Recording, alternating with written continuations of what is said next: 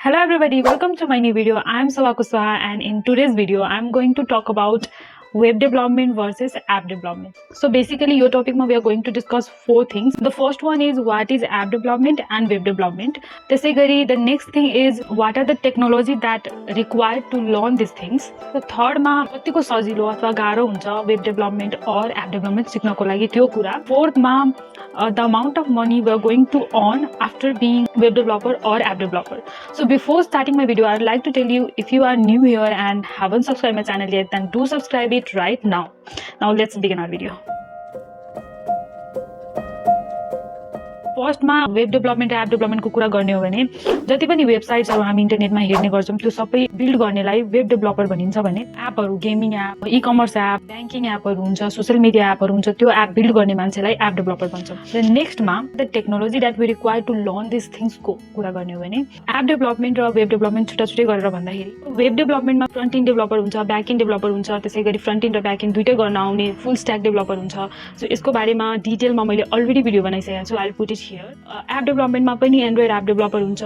iOS app developer हुन्छ अरू पनि हुन्छन् बट अहिलेलाई यो दुईटाको कुरा गर्दाखेरि कुन कुन प्रोग्रामिङ ल्याङ्ग्वेजहरू हामीले सिकेर यो गर्न सक्छौँ भन्ने कुरा गऱ्यो भने एन्ड्रोइड एप डेभलपमेन्टको लागि हामीले जावा अथवा कोटलिङ सिक्नुपर्ने हुन्छ त्यसै गरी आइओएस एप डेभलपमेन्टको लागि हामीले स्विफ्ट भन्ने हुन्छ त्यो सिक्नुपर्ने हुन्छ और फ्लटर अथवा रियाक्ट नेटिभ यो दुईटाबाट कुनै एउटा गरेर हामीले बोथ एन्ड्रोइड र आइओएसको लागि एकैचोटि कोड लेखेर दुईटै प्लेटफर्ममा रन हुने खालको पनि गर्न सक्छौँ सो अहिलेको टाइममा डिफ्रेन्ट कम्पनीहरूले छुट्टै टुलहरू युज गरेर एन्ड्रोइड आइओएसको लागि एप डेभलप गर्न भन्दा पनि क्रस प्लेटफर्महरू चुज गर्न बेटर मान्छ सो द्याट उनीहरूको कस्ट बच्छ त्यो युज गरेपछि त्यसै फ्लटर अथवा रियाक्ट नेटिभ युज गरेर दुईटैको लागि बिल्ड गर्न सिक्यो भने राम्रो हुन्छ त्यसै गरी वेब डेभलपमेन्टको लागि फ्रन्ट इन्ड पार्टलाई एचटिएमएल सिएसएस जावा स्क्रिप्ट सिक्नुपर्ने हुन्छ ब्याक इन्डको लागि पिएचपी ज्याङ्गो नोड जेएस यिनीहरू सिक्नुपर्ने हुन्छ त्यसै गरी कतिको सजिलो छ एप डेभलपमेन्ट अथवा वेब डेभलपमेन्ट सिक्नको कुरा गर्ने हो भने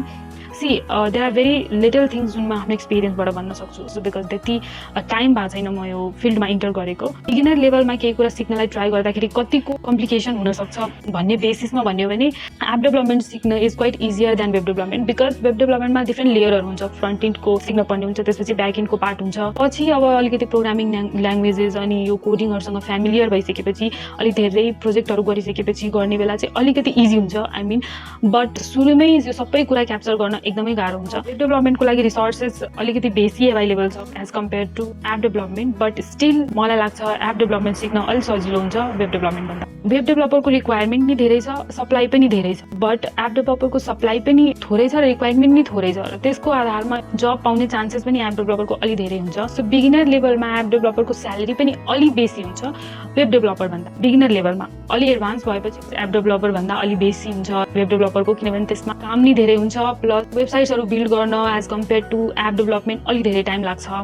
सो द्याट्स वाइ कम्पेयर गरेर एप डेभलपमेन्ट अथवा वेब डेभलपमेन्टबाट कुन सुरुमा चुज गरेर काम गर्न थाल्दा राम्रो भन्दाखेरि I will go with app development but app development गर्नको लागि मेमोरी स्पेस अलि धेरै चाहिन्छ सो इफ तपाईँको ल्यापटप i5 प्रोसेसरमा छैन र ऱ्याम एटलिस्ट 8GB हुनुपर्छ त्यो छैन भने अफकोर्स सुरु चाहिँ वेब डेभलपमेन्टबाट गर्नुपर्छ बट सिक्नलाई क्याप्चर गर्नलाई सजिलो त्यो वेमा कुरा गर्दाखेरि एप डेभलपमेन्ट नै ठिक हुन्छ